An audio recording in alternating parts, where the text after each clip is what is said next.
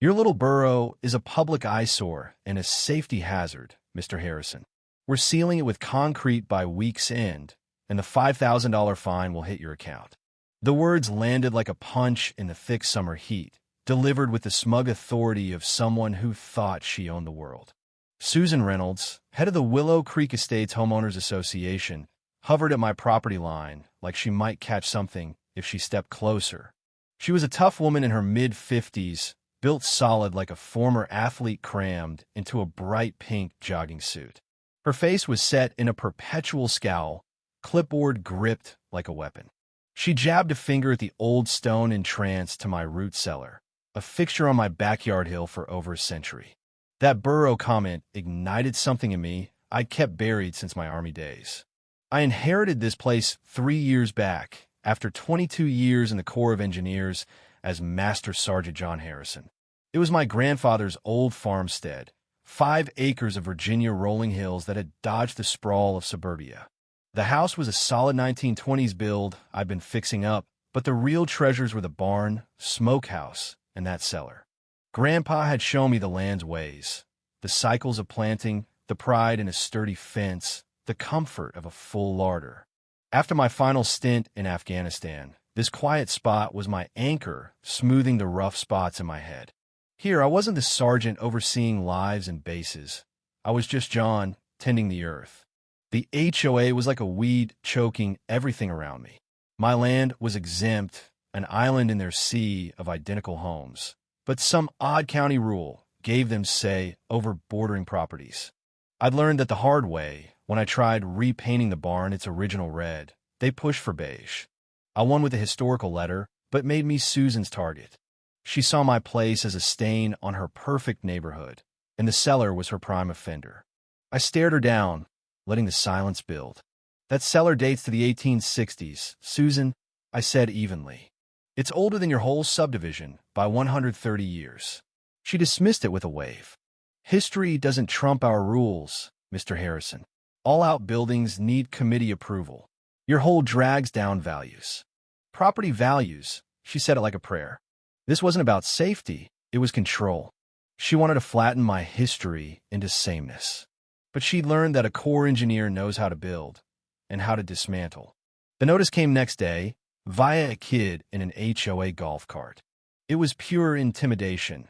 Violations listed, deadlines set, fines threatened. 14 days to plan demolition, 30 to finish, or $100 daily plus that $5,000 remediation. The cellar was vermin-free and rock-solid, but facts didn't matter. My gut said storm or door, but training kicked in.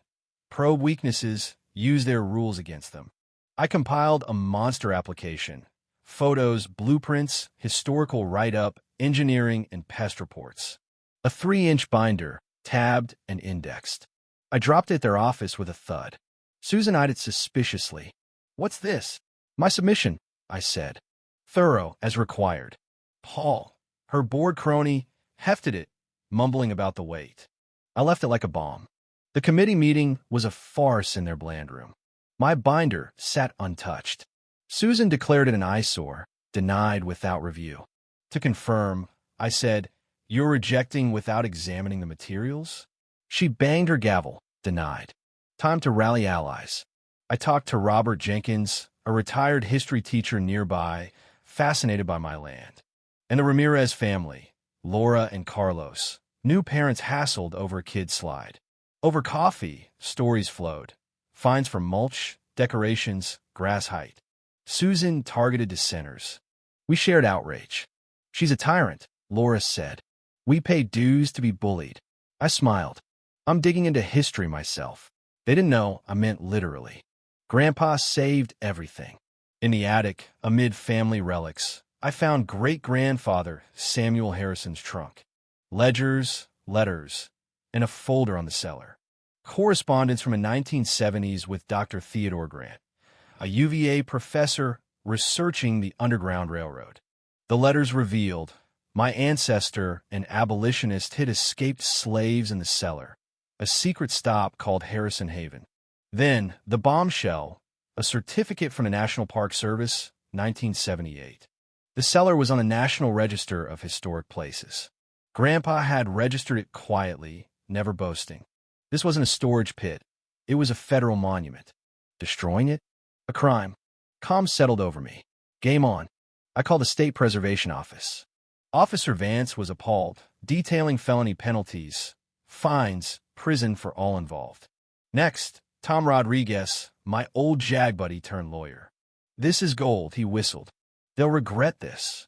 We sent a letter demanding proof of violations. Their reply? Arrogant dismissal. No evidence needed, their word absolute. Signed by Susan. Tom laughed. She's confessed. While that simmered, Robert gathered maps and clippings. The Ramirezes and I talked neighbors, uncovering more abuses, fines for bikes, shrubs. Susan's brother-in-law had a sweetheart landscaping deal. We started a private Facebook group, Willow Creek Reform. It grew fast, stories pouring in. Deadline morning, coffee on the porch, binder ready. The concrete truck rumbled up, Susan in tow with Paul and Linda. Neighbors gathered. The driver prepped chutes. I met them at the line. Stop there. Susan sneered. It's over. Step aside. I addressed the driver. This site's federally protected. Proceedings of felony. I showed the certificate, laws highlighted. Susan blustered. Fake. Faces paled. Robert stepped up. Ridiculous to destroy our history. Murmurs rose. Susan, cornered, called cops. He's threatening. Deputies arrived, Sergeant Thompson and a junior. Susan ranted. I presented facts calmly. They reviewed. Legit historic site. Thompson to Susan. Ma'am, you're the one risking charges. Send the truck away. The truck left. Susan fled, humiliated. Victory. Tom sued. Harassment conspiracy. Press caught wind. Front page story. TV spots.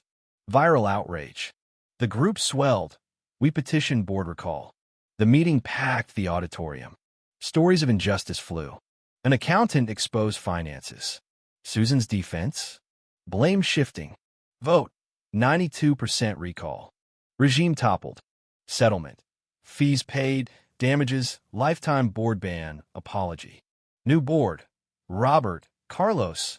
Amnestied fines. Fired cronies. Reformed rules. Neighborhood bloomed. I used winnings for a marker. Path. Plaque on Harrison Haven's role in freedom. Dedication day. Community. Mayor. Vets. I spoke of memory, duty, unity. Robert later said, we owe Susan thanks. Her bullying united us, saved our soul. Irony perfect. She saw control. We gained strength. What do you think about bullies and injustice in everyday life? Share in the comments. Take a stand. Voice your view. Have you faced something similar?